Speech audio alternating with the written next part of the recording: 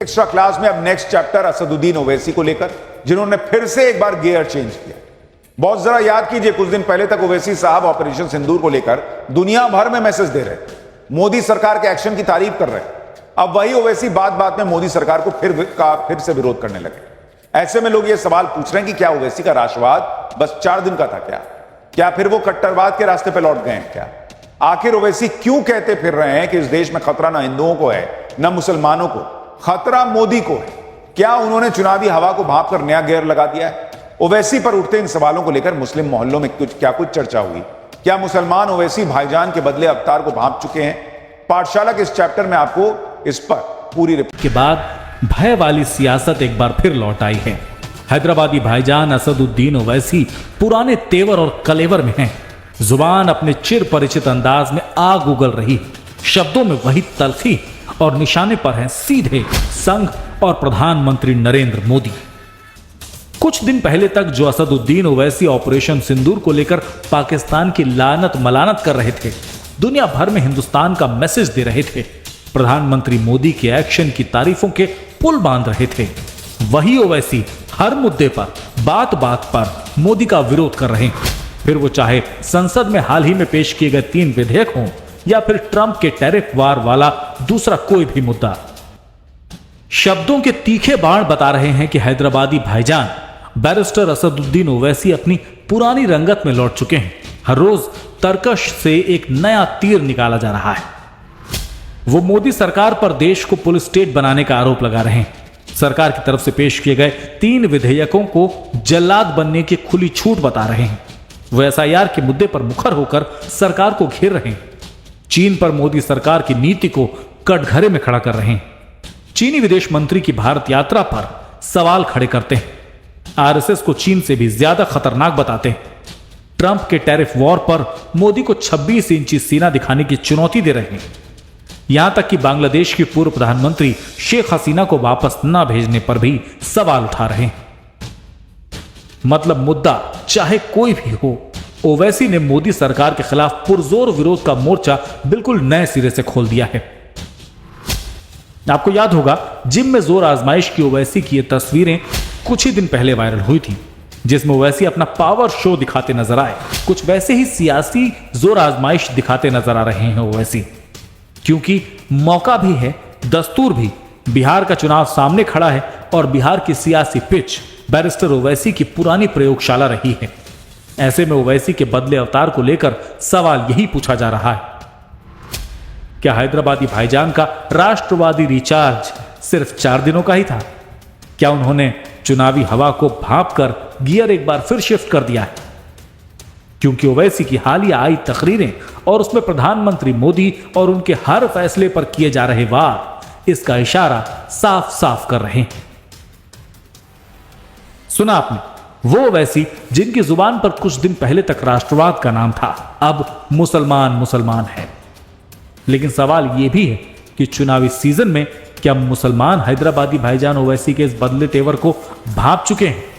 ओवैसी पर मुस्लिम मोहल्लों में क्या चर्चाएं हो रही हैं? टाइम्स नाउ भारत पर हम आपको इसकी डिटेल्ड रिपोर्ट देंगे। लेकिन पहले बात ओवैसी के उस ताजा बयान की, जिसमें उन्होंने न सिर्फ संघ प्रमुख मोहन भागवत बल्कि प्रधानमंत्री नरेंद्र मोदी पर भी डायरेक्ट अटैक किया। ओवैसी ने कहा कि भारत में ना हिंदू खतरे में है ना मुसलमान, अगर कोई खतरे में है तो वो पीएम नरेंद्र मोदी। तेलंगाना के निजामाबाद में एक सभा को संबोधित करते हुए ओवैसी के निशाने पर पीएम मोदी के साथ साथ मोहन भागवत भी रहे। ओवैसी ने यहां जुबानी हमला बोलते हुए कहा कि पीएम मोदी और मोहन भागवत भारत में हिंदू, मुसलमान, सिख और दलित सभी समुदायों के लिए खतरा पैदा कर रहे हैं। हाल ही में पीएम मोदी ने झारखंड में डेमोग्राफी चेंज होने पर एक बयान दिया, जिसका जवाब ओवैसी ने कुछ इस अंदाज में दिया।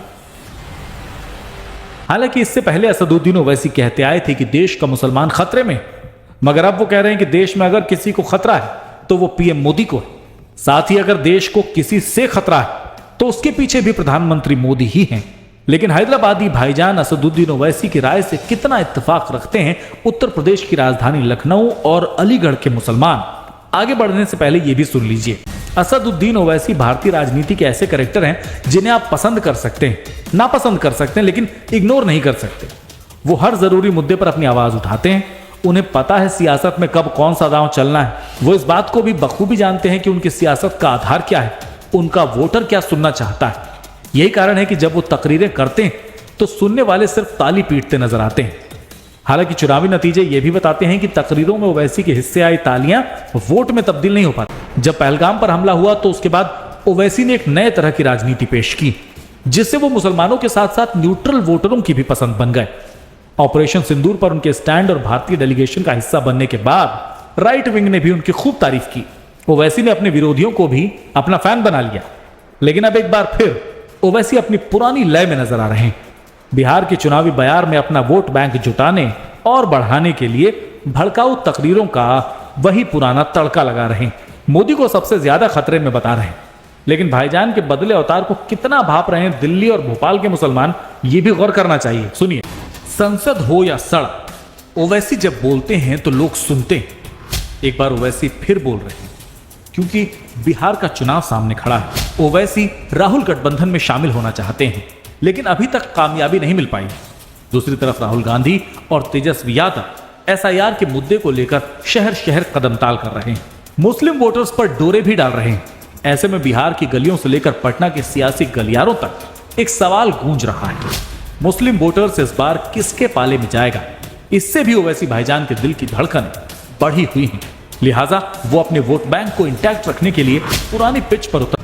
जबरदस्ती का बयानबाजी है कि मुसलमान खतरे में है, हिंदू खतरे में है। ना हिंदू खतरे में, ना मुसलमान खतरे में, और ना ही मोदी जी से खतरे में है। देश का प्राइम मिनिस्टर जो कि इतनी बड़ी सिक्योरिटी लेके चलता हो, वो कैसे खतरे में आ सकता है? कोई नहीं है खतरे में। से हमें लगता है कि ओवैसी जी खुद हैं, क्योंकि आए दिन कोई ना कोई टिप्पणी वो किया करते हैं, कभी केंद्र के खिलाफ, कभी राज्य के खिलाफ। तो इधर फालतू की बकवास करने से कोई फायदा नहीं है। मोदी जी ना पहले खतरे में थे, ना अब खतरे में है। उनका ये कहना, इसमें कोई सत्यता नहीं है। देश के अंदर सुरक्षित है, देश का मुसलमान उनके साथ खड़ा है और उनको अंदाज़ा नहीं है कि विश्व पटल पर नरेंद्र मोदी जी की क्या धाक है। 55 इस्लामिक राष्ट्रों में से आधे से ज़्यादा इस्लामिक राष्ट्रों ने उनको अपने आगे सर्वोच्च सम्मानों से नवाजा है। बात करने के सभी चीज़ सही करें कि ना मुसलमान खतरे में है, ना हिंदू खतरे में है, और ये जो बात कह रहे हैं कि मोदी जी खतरे में हैं, तो ये गलत है। हिंदुस्तान ऐसा सेकुलर देश रहा है कि यहाँ सभी लोग सुरक्षित हैं, और अगर ईमानदारी से देखा जाए तो और मुल्कों के मुकाबले हिंदुस्तान में मुसलमान ज़्यादा सुरक्षित नजर आता है। ये बात समझ में नहीं आ रही है कि जिसने हिंदू और मुसलमान की हिफाजत की, पाकिस्तान गंदी नज़रों से हमारे देश को देखता था, हिंदुओं पे भी गोली चलवाया, मुसलमानों पर भी गोली चलवाया।